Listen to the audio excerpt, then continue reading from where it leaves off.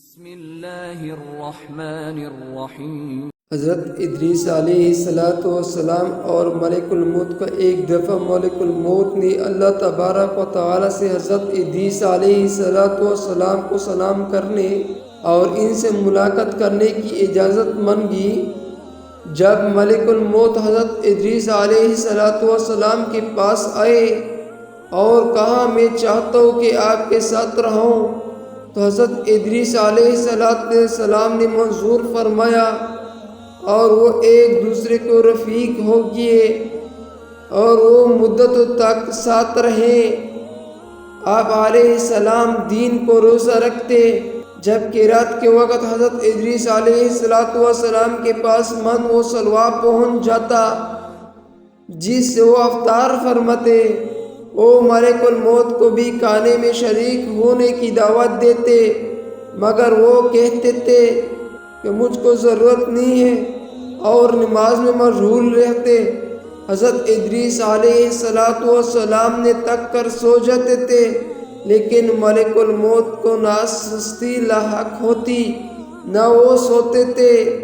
اس طرح چند روز گزرے، یہاں تک کہ ایک روز وہ انگور کے ایک اور بیڑوں کی ایک غول کے پاس گزرے۔ ملک الموت نے پوچھا، کیا اپنے پسند کرتے ہو کہ ہم بیڑ کا ایک بچے اس غول سے یا اس باغ سے انگور کے چند خوشے لے آؤ تاکہ آپ کو شام کو اسے افطار کر لے؟ حضرت ادریس علیہ السلام نے کہا، سبحان اللہ، میں تم کو اپنے مال سے کھانے کی دعوت دے دیتا ہوں تو تم انکار کر دیتے ہو، اور مجھ کے دوسرے کو مال بغیر اجازت کھانے کی دعوت دے دیتے ہو۔ تم نے میری صحبت کو خواہ بحق ادا کیا ہے۔ بتاؤ تم کون ہو؟ کہا کہ میں ملک الموت ہوں۔ تو حضرت ادریس علیہ السلام نے کہا، تم سے میری ایک حاجت ہے۔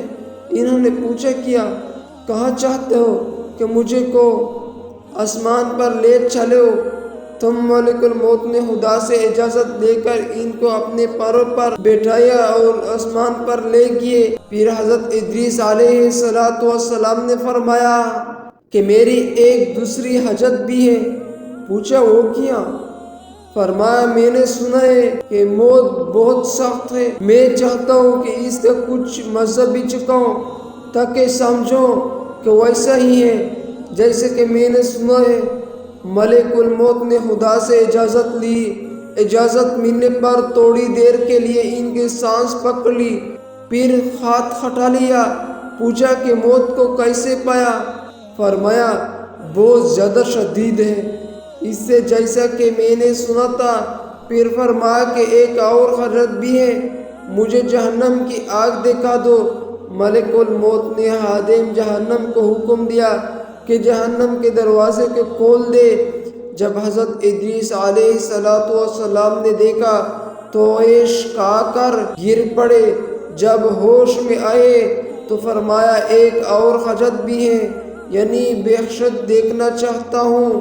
ملک الموت نے بہشت کے خادم سے اجازت لی اور ادریس علیہ السلام بہشت میں داخل ہو گئے اور فرمایا، اے ملک الموت، اب میں یہاں سے باہر نہ آؤں گا، کیونکہ خدا نے فرمایا کہ ہر نفس کا موت کا ذائقہ چکھنا ہے اور میں نے چکھ لیا۔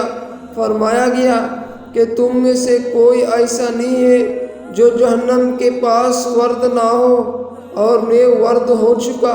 بہشت کے بارے میں فرمایا، بہشت سے باہر نہیں جائیں گے۔